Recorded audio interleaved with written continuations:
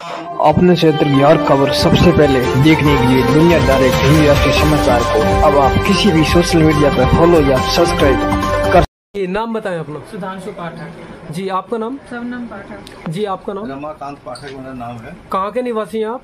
हम लोग बिहार के लखीसराय डिस्ट्रिक्ट हैं। नहीं, इस वक्त कहाँ रह रहे हैं आप? इस वक्त मैं अभी गरिमा गार्डन के 22I अच्छा, सेंट वेरी स्कूल के पास में है। कौन सा थाना क्षेत्र लगता है? ये हमारा थाना पड़ता है जी टीला मोड़, लोनी रोड, गाजियाबाद। अच्छा जी, क्या घटना हुई है आपके साथ? घटना मेरे सामने एक पड़ोसी है, बहुत जी दिन से रह रहा था। क्या नाम है पड़ोसी का? पड़ोसी का नाम सोमवीर राठौर है।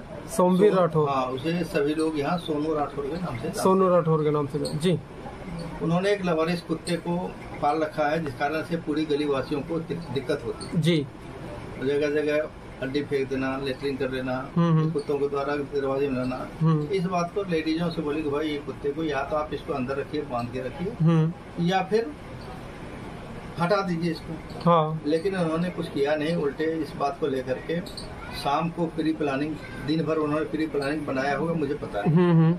जैसे मैं रात को 9:30 बजे ड्यूटी से आया वापिस, जी, उन्होंने बेल बजाया, मैं बाहर निकला और बिल्कुल निहत्था था, नॉर्मल तरीके से जैसे पड़ोसी करता है।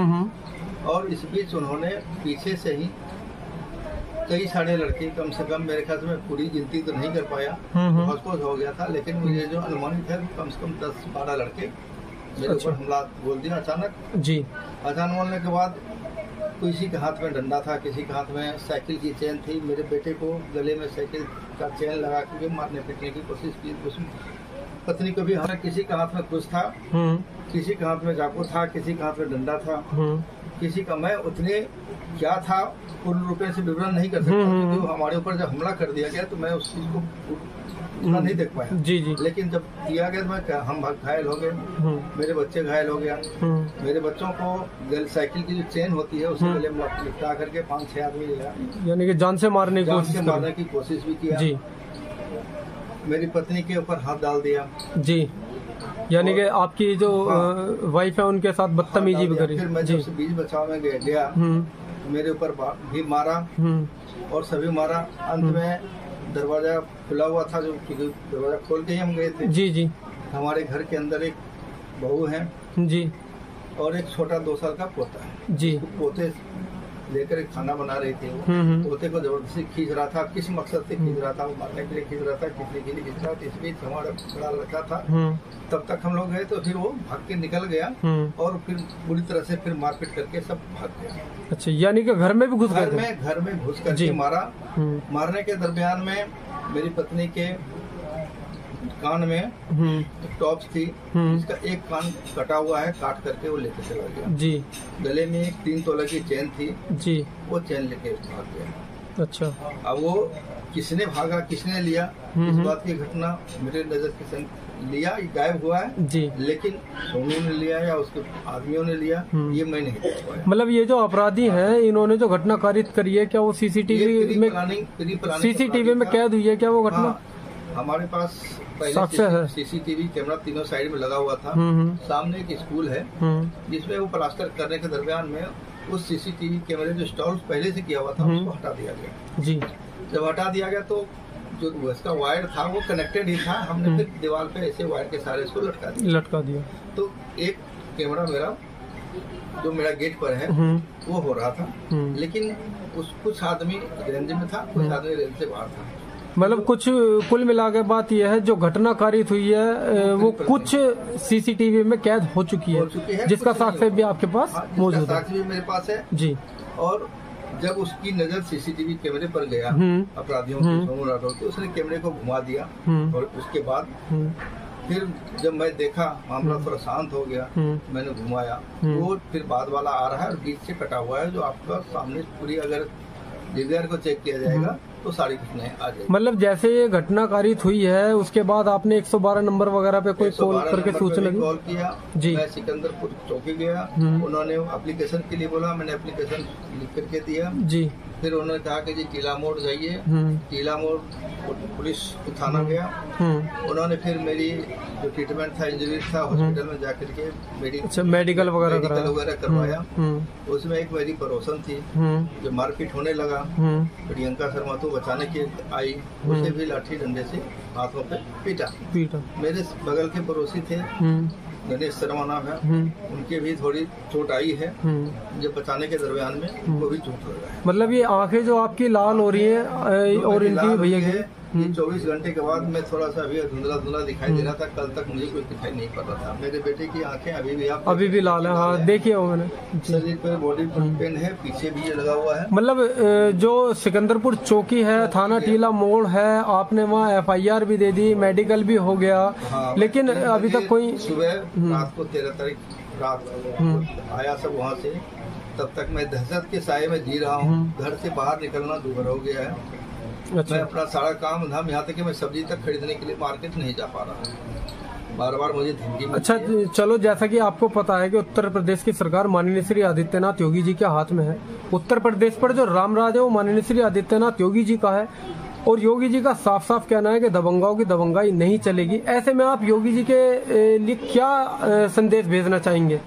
योगी जी अपने जगह पर ठीक काम कर रहे हैं जी, लेकिन जो अधिकारी को उन्होंने आदेश दिया है, अधिकारी तक ठीक है, लेकिन अधिकारी के नीचे जो हैं वो अपनी मनमानी या कहिए दबाव या उनका संपर्क या कोई विशेष दबदबे वाले आदमी के साथ संपर्क हो, जिस कारण से हम लोगों की कोई सुनवाई नहीं हो पा रही है। मैं कभी टीला मोड़ जाता हूँ, कभी सिकंदरपुर आता हूँ, कभी कहते हैं कि हम इन्वेस्टिगेशन करेंगे जी, आएंगे हम। मतलब कुल मिला के बात यह है कि थाना टीला मोड़ द्वारा और सिकंदरपुर चौकी द्वारा आपको सिर्फ गुमराह किया जा रहा है, कोई कार्रवाई नहीं हो रही है, अपराधी खुलेआम घूम रहे हैं। यही कहना चाहते हैं ना आप? 9:30 बजे रात की घटना, शनिवार को। आज रविवार हो गया, 14 तारीख, लगभग टाइम हो गया 8 साढ़े 8 बजे।